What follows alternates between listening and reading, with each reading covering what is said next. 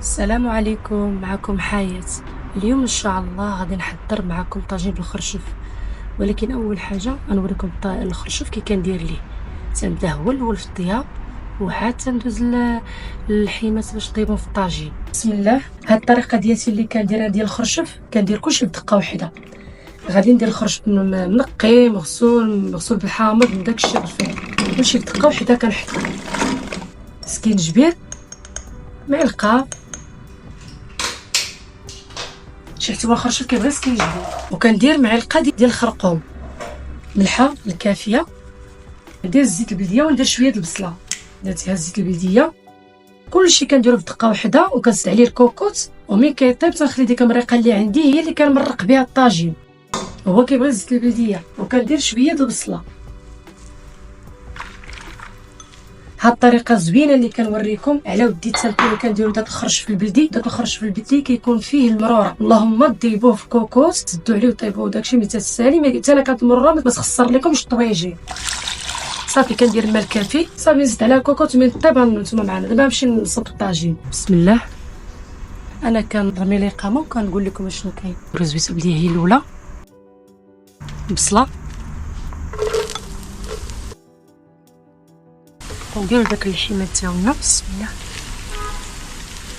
واللحم بصراحه كيبغي اما جهه العنكره اما المنج، ولا شويه ديال الضلوع حتى هما كيجيو معاهم زوينين، ولا اللحم بالراس هو كيجيو بزاف.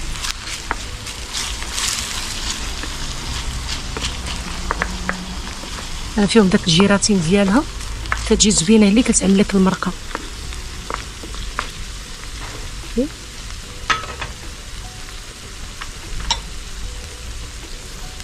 جوج دريسات ديال الثومه، الملحه الكافيه.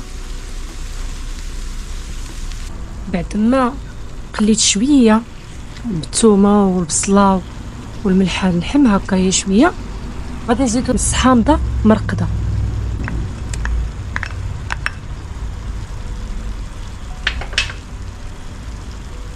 التوابل اللي غادي ندير في الطاجين: سكينجبير، قزبر حبوب، الخرقوم، وشويه البزار والقزبر والمعدنوس.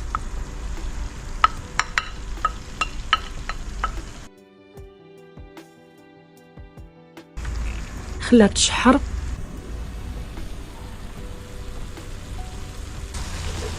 كنبقاو نحركو ردو مع البال حتى الطاجين راه يتحرك. عربيه بشويه الماء طايب في نفس الوقت كنرد البال حيت حاجتي بالماء اللي ديال الخرشف هو اللي بغيت نزيدو هنايا.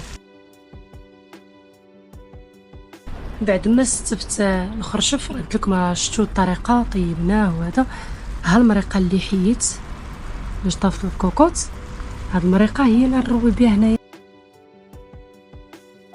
هاي المريقه ديالنا ديال الخرشف. صافي نغطي عليه ونخليه يطيب.